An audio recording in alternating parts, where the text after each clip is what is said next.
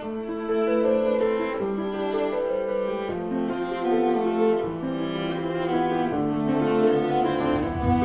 diseur de mots. Un roman écrit par Du Chingang. Lu par Romaric Hubert.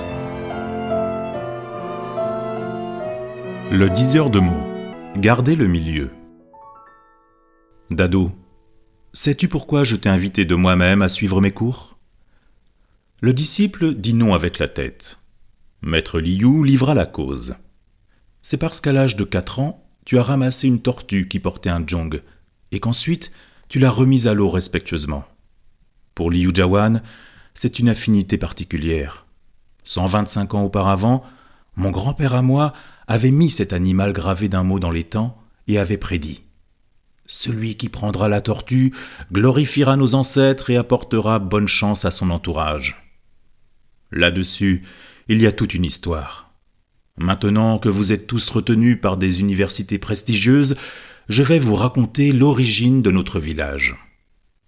Dado s'honorait de sa chance providentielle. Il en était resté ignorant pendant 12 ans. Le jeune citadin s'était cru plus privilégié du fait qu'il venait de Wuhan, une des 5 villes les plus importantes sous le président Mao. Maître Liu retraça alors en détail l'histoire du village, dévoilant au passage les correspondances mystérieuses entre l'espace, le temps et les mots. La naissance de Liu Jiawan est fabuleuse. Elle est liée à 2 personnages importants sous la dynastie des Ming. Le premier s'appelle Chu Yunwen, le deuxième se nomme Chitai. En 1398, Chu Yuanchang, premier empereur des Ming, rendit l'âme. Il avait légué le trône à son petit-fils Chu Yunwen, nommé plus tard empereur Jianwen. Ce dernier ne se sentait point en sécurité parce que ses 24 oncles occupaient des domaines stratégiques importants, appuyés chacun d'une armée de 15 000 hommes. Selon l'ordre de la succession impériale, à la mort de l'empereur, le trône doit se transmettre à son fils aîné. Mais l'aîné, Chu Biao, était mort prématurément. Dans ces circonstances, le pouvoir doit passer au deuxième fils. Mais le premier empereur, qui adorait par-dessus tout son petit-fils, l'avait désigné comme successeur. Une fois sur le trône, le jeune empereur, trop vigilant, se défiait de tout le monde. En suivant les conseils de Chitai et de Huan Zicheng, ministre de confiance, il destitua dès son règne 5 oncles haut placés. Chudi, 4e fils du premier empereur, se sentait menacé. Il se révolta sous le prétexte de vouloir éliminer les mauvais ministres qui bernaient le nouvel empereur. La guerre dura 4 ans, se termina par la victoire de l'oncle. L'empereur Jianwen se donna la mort dans le feu, Chudi monta sur le trône. C'est en tout cas la version officielle. Selon le dire populaire, Jianwen n'est pas mort. Au dernier moment, il avait ouvert la boîte laissée par son grand-père et y avait trouvé une tondeuse à cheveux, une robe de bronze, un laissez-passer et quelques pièces d'argent. Il s'enfuit par la porte de derrière, se fit couper les cheveux, devint moine, passa 30 ans par monts et par vaux, avant de retourner au palais impérial lorsque le petit-fils de Chudi, plus indulgent, monta au trône. Le moine empereur termina sa vie dans la sérénité. Le bruit courait qu'au tout début, Jianwen s'était réfugié dans un temple de Wuhan et qu'il y séjourna 2 ans. Le vent trahissant sa trace, le moine vigilant se faufila à Huangpi et trouva refuge dans le temple des bambous derrière le futur Liu Jiawan. Ce sanctuaire n'était pas très grand. Il n'avait qu'une seule salle et 2 petites maisons hébergeant 4 moines. Le temple était construit au cœur de la forêt de bambous qui s'étendait sur 25 hectares selon le registre des eaux et forêts. Il ne reste de nos jours que 4 hectares. La grande salle et les maisons ont été détruites, mais les bambous sont plus gros l'un que l'autre. 3 sentiers traversent les bambous, découvrant au beau milieu de la forêt un terrain vague où l'on distingue 6 assises en pierre. C'est un siège sacré. Liu Jiawan possède 2 hauts lieux, un vieux puits sous l'étang devant le village et la forêt de bambous qui est derrière. À 10 kilomètres plus loin se dresse la fameuse montagne Mulan. En été, il faisait très frais dans la forêt qui présentait une verdure hors du commun. Jianwen s'installa sereinement dans le temple, se consacra à la prière et à la méditation. Chaque jour, il transportait de l'eau, se recueillait devant la statue, lisait et copiait des textes sacrés, indifférent à tout ce qui se passait en dehors des bambous. Mais il ne se calmait plus au souvenir du sceau caché sous son lit, le seul objet qu'il avait emporté du palais impérial. Ce n'était qu'une grosse pierre gravée de quelques mots, mais comme symbole du pouvoir, cet objet majestueux pouvait bouleverser tout l'Empire et faire couler le sang de tant d'innocents. Depuis plus de 2000 ans, toute l'histoire de la Chine se déroule autour de ce tampon magique et fatal. « Cela fait 5 ans que j'ai quitté le palais. C'est l'heure de me débarrasser de ce fardeau, » chuchota Jianwen en déplaçant son lit. C'était une nuit à croissant de lune. Il déterra le pot qui contenait le sceau, sortit de la forêt, se dirigea vers un terrain vague et creux, au centre duquel se cachait un puits abandonné. Le puits était profond. Jianwen avait passé des jours à l'inspecter. Si on y lance une pierre, on attend longtemps avant de l'entendre atteindre le fond. Jianwen jeta le seau dans le puits et regagna paisiblement le temple. Lorsqu'il combla le trou sous son lit, il y découvrit une tortue portant sur la carapace un caractère aux traits simples. C'était un zhong. L'empereur détrôné sourit de soulagement. Il se coucha et dormit à poing fermé. Il régnait dehors un silence sans fêlure. Au bout de 3/4 d'heure cependant, il commença à pleuvoir à verse. On aurait dit que le ciel fut troué. Les torrents célestes s'abattaient sur le terrain vague, alors qu'aux alentours n'était versée aucune goutte d'eau. Dans le ciel sombre, un gros nuage noir flottait en plein milieu, entouré d'étoiles scintillantes. Le lendemain, le terrain vague devint une nappe d'eau s'étendant sur 5 hectares. C'était l'étang à l'entrée du village. 3 jours après, vinrent 2 jeunes frères, l'un grand, l'autre gros. Ils firent un tour autour de l'étang, se reposèrent entre les bambous et la mare. Au terme d'une brève discussion, le grand déballa un sabre pour couper les bambous. Le gros sortit de sa valise une faucille. À la tombée de la nuit, les 2 compères réussirent à monter une baraque. Liu Jiawan était né. 1 mois plus tard, la cabane fut remplacée par une maison en bambou. Ces 2 frères, nommés Liu, vécurent d'abord de la pêche. Une fois établis, ils commencèrent à défricher et cultivèrent la terre, secondés par l'élevage des cochons et des poules.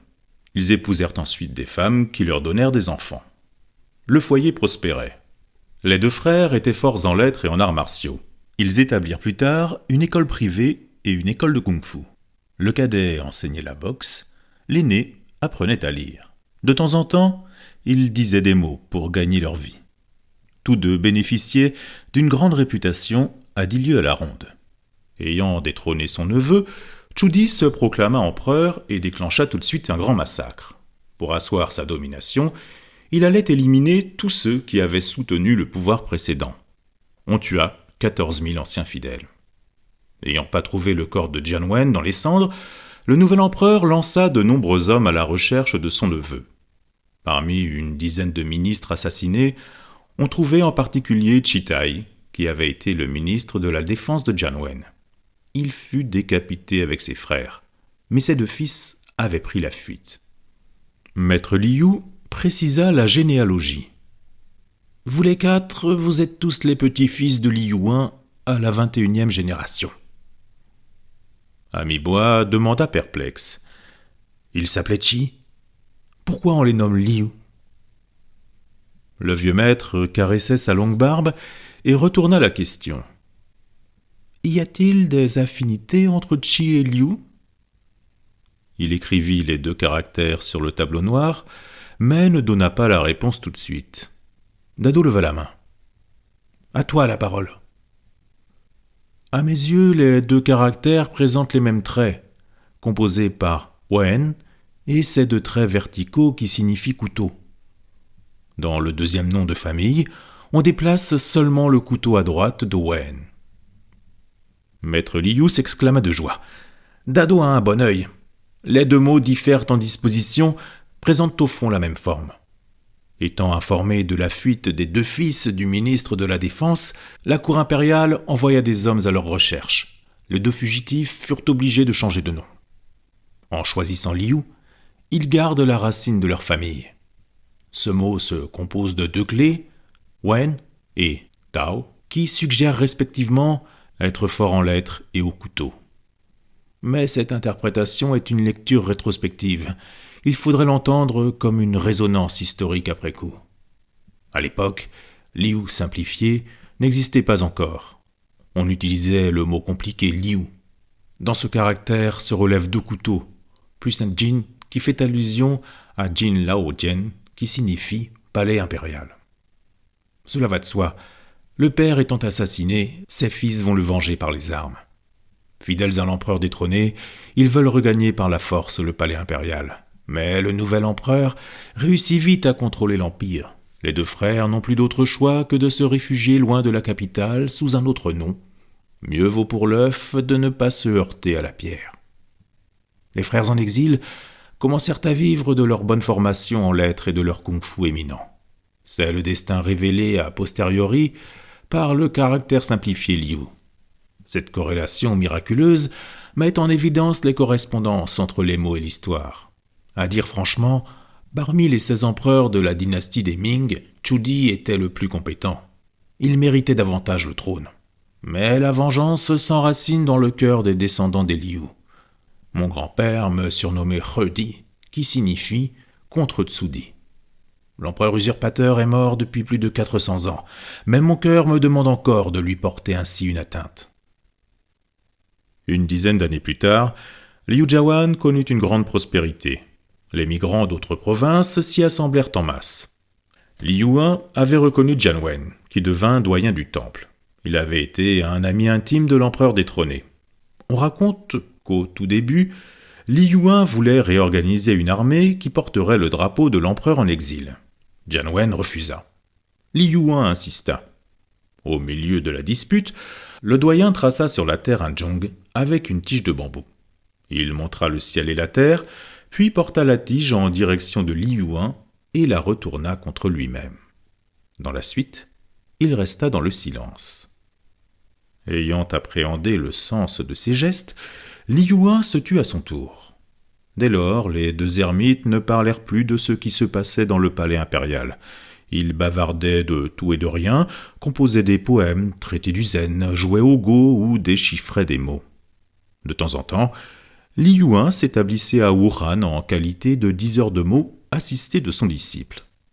Il en poursuivait deux buts, recueillir des informations et gagner un peu d'argent. Dado intervint. « Mais que signifie ce zhong tracé par le moine empereur ?»« À vous de le déchiffrer maintenant, » répondit le maître en souriant. Togrand observa. « À mon avis, c'est garder le milieu. On aurait affaire à la sagesse de Confucius. » Maître Liu inclina la tête. Dado proposa une nouvelle explication. Pour un diseur de mots, zhong peut schématiser un doigt mis sur hao, qui signifie bouche. Ce geste suggère le silence. Jian Wen veut qu'on garde le secret, sinon il risque de perdre la vie et le pays sera menacé de nouvelles catastrophes. Chu Di est un despote qui ne souffre pas qu'un autre ronfle près de son lit. Vous souvenez-vous de la fameuse navigation effectuée par Zhenhe dans l'océan Indien en 1431 ? Outre les tentatives commerciales, le grand empereur fut chargé par l'empereur de rechercher les traces du neveu détrôné. Le bruit avait couru que Jian Wen se réfugiait outre-mer. Chu Di n'était toujours pas rassuré quant à sa légitimité, puisque son neveu était le successeur désigné par son père. Bonne idée. Ami Bois prit la parole. Zhong signifie aussi atteindre le but ou réussir. Il représente de plus Zhongguo, la Chine. Selon mon jugement, l'empereur détrôné s'attend encore à une réussite qui lui permettra de régner à nouveau. Tu as raison, commenta maître Liu. Tout petit avait aussi son idée. Zhong est composé par deux clés, I, et Krao, bouche. I symbolise s'établir. Shitao, un peintre célèbre sous la dynastie des Qing, a dit « Par un, on s'établit entre ciel et terre. » L'empereur Jian Wen espère que les descendants de Liu s'éloignent de l'épée et du palais impérial. Il leur conseille de s'établir par la bouche. Liu I avait suivi ses conseils. Il est devenu instituteur. Par la suite, à Liu Jiawan, on a vu apparaître un grand nombre de professeurs et de diseurs de mots.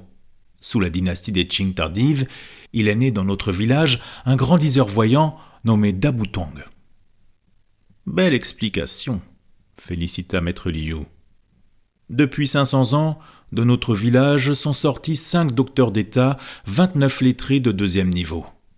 À l'époque de la République de Chine, entre 1911 et 1949, beaucoup de hauts mandarins envoyaient leurs enfants suivre des cours dans ma classe privée.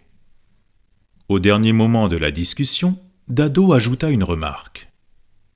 Il me semble que Jian Wen hésite entre plusieurs possibilités. Le zhong qu'il a laissé aux villageois demande en effet à être retenu par cœur.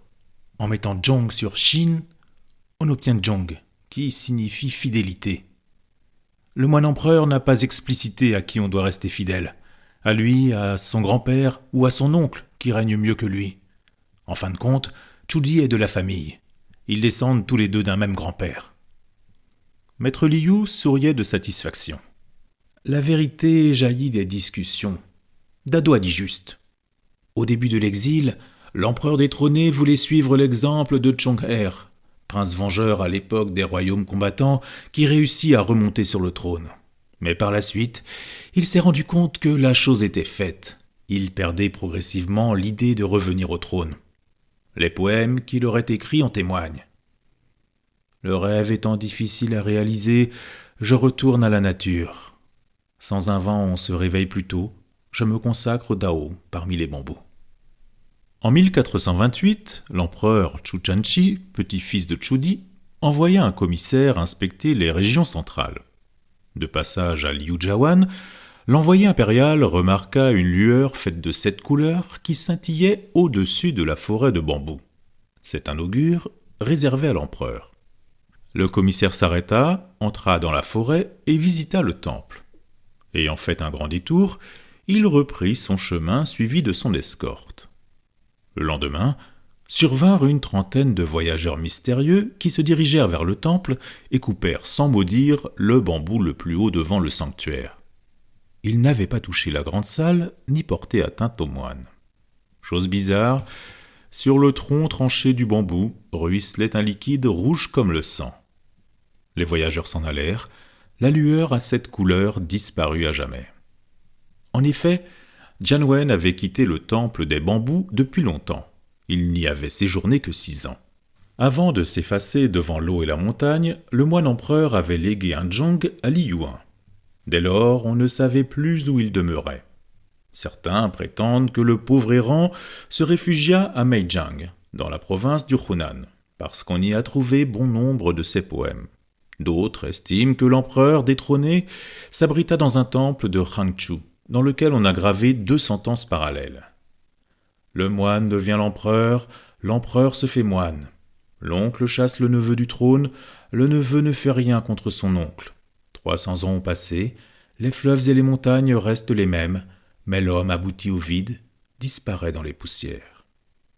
Ces vers retracent l'histoire de la dynastie des Ming qui a duré près de 300 ans. Le premier empereur a été moine avant de monter au trône, alors que son successeur détrôné est retourné au temple. Le bambou le plus haut étant abattu, l'histoire se déroule de manière plus énigmatique autour d'un mot de veine impériale. Lorsque Jian Wen disparut de l'attention publique, les descendants de Chitai quittèrent également la scène historique. La vie reprit son cours normal entre le soleil couchant et la lune montante. Mais la légende continua de se répandre. Les Liu Jiawanais se transmettaient de bouche à oreille un message sibyllin. Notre village aurait pu donner naissance à l'empereur. Comme on a haché le bambou majestueux, la veine impériale a été coupée. Il ne nous reste plus qu'à vivre dans l'ordinaire. Mais la veine impériale n'était pas tranchée une fois pour toutes. Elle circulait vers le village voisin.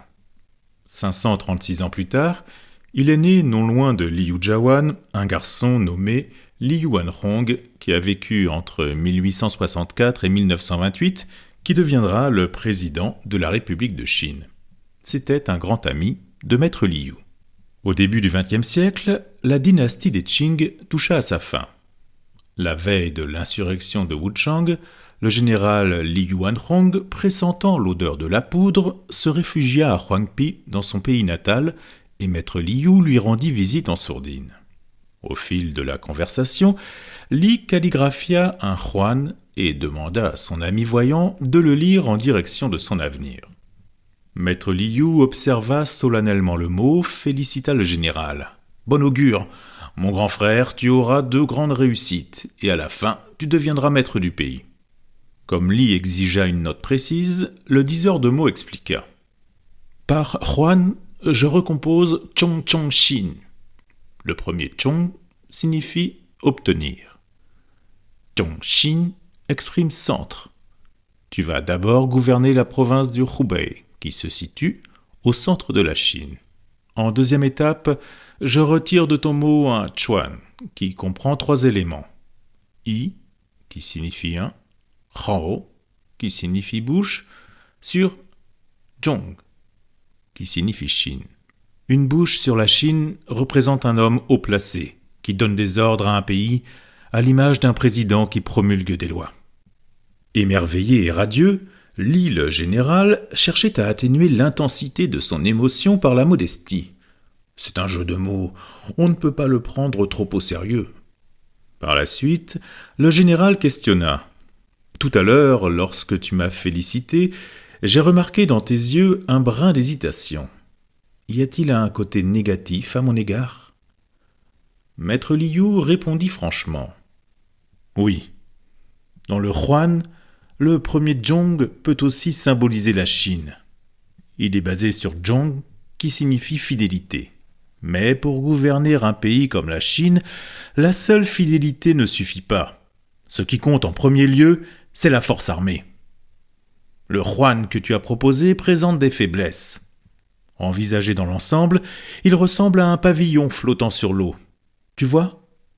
La clé en bas est un Xin, cœur, qui comporte 3 gouttes d'eau. Le proverbe dit « L'eau peut supporter le bateau, mais elle le renversera également si sa base n'est pas solide. » Li, le général, se ressaisit, posa cordialement sa main sur l'épaule de son ami et l'avertit en confident. « La dynastie des Qing va s'effondrer. Sois prêt au pire et au mieux. » En toute reconnaissance, maître Liu lui confia. « Merci de ton avertissement sympathique. De mon côté, pas trop de soucis. En temps de guerre, la campagne sera moins touchée. Je vis de champs et de plumes. Mais toi, tu vis de fusils et de canons. Tu vas traverser de grosses tempêtes. Sois plus prudent. » À la tombée du jour, il commença à pleuvoir. Dans le ciel sombre, le tonnerre gronda de concert avec des coups de canon qui éclataient au loin. Le lendemain, les soldats en révolte qui voulaient s'abriter sous un grand arbre dénichèrent le général Li dessous son lit. À brûle-pourpoint, ils le forcèrent à assumer la gouvernance du Hubei. Sous le coup des révoltes généralisées, la dynastie des Qing rendit son dernier soupir, remplacé par la République de Chine, dont le premier président fut Yuan Shikai, mais ce dernier décéda au terme de 5 ans. En 1916, Li Yuanhong fut élu président de la République de Chine. Faute du soutien de l'armée, il fut chassé par son premier ministre. 3 ans plus tard, Li revint au pouvoir suprême. Au bout d'1 an, il démissionna à nouveau. Tous les méandres d'une époque bouleversée se tissent ainsi entre les traits d'un seul idéogramme. On note de plus une coïncidence fabuleuse. Jian Wen avait légué un zhong supposant en cachette un zhong signifiant fidélité. Cette intention inavouée apparaît en toutes lettres dans le Huan proposé par Li. Mais la fidélité n'a pas pu maintenir longtemps le président fantôme au pouvoir suprême. Comme Jian Wen, Li Yuanhong a régné moins de 4 ans. Maître Liu parvint au jugement final. Ce n'est pas une coïncidence fortuite, ni un simple jeu de mots. L'écriture chinoise possède des pouvoirs magiques lorsqu'elle est liée à l'histoire. Ayant dit ce Huan miraculeux, Maître Liu devint célèbre du jour au lendemain. Il était partout sollicité par des personnages importants qui le payaient très cher. Ainsi, le fameux lettré du village pouvait vivre dans l'opulence. Il se plaignit pourtant. Je maîtrise les classiques chinois et la culture occidentale. Cet atout ne m'a pas servi à grand-chose en période de guerre. Je vivais essentiellement de voyance marginale. Aberration totale. J'en viens à ce dicton personnel. En période de paix, il faut compter sur le talent orthodoxe. Dans les temps de désordre, on recourt à l'art marginal. Au bout d'une pause thé, le récit se poursuivait entre réalité et légende surtout. On s'attarda sur les anecdotes relatives aux mots. En 1839, un tourbillon bizarre emporta l'eau de l'étang devant le village, découvrant le vieux puits légendaire. Sur son bord, on grava en rouge le mot légué par l'empereur détrôné. Quelques jours après, la grande mare fut miraculeusement remplie d'eau verte. L'arrière-grand-mère du maître Liu, chef du village, mit dans l'étang une tortue portant un djong. Par la suite, l'apparition de la tortue qui portait sur sa carapace un djong annonçait toujours une bonne nouvelle. La nuit tomba lorsque maître Liu acheva son récit. Il faisait froid. Les 4 disciples furent retenus à dîner chez le vieux lettré. On avait préparé de la viande, du poisson et des œufs. C'était une grande fête. Les convives se régalaient joyeusement. Il fallait dire un grand merci au général Wang, qui s'occupait des intendances dans l'armée. La bonne chère avait été expédiée de Wuhan sous ses ordres. Après le dîner, les 4 disciples se promenèrent lentement autour de l'étang. Le lendemain, chacun allait suivre son chemin et quitter cette terre lourde de sentiments et de mystères. En contemplant le contour flou du village, les disciples se remplissaient d'attachements et de nostalgie. Près de leurs oreilles résonnaient des voix enfantines qui récitaient le classique des 3 caractères. Au tout début, l'homme est bon. De même nature, les chemins diffèrent.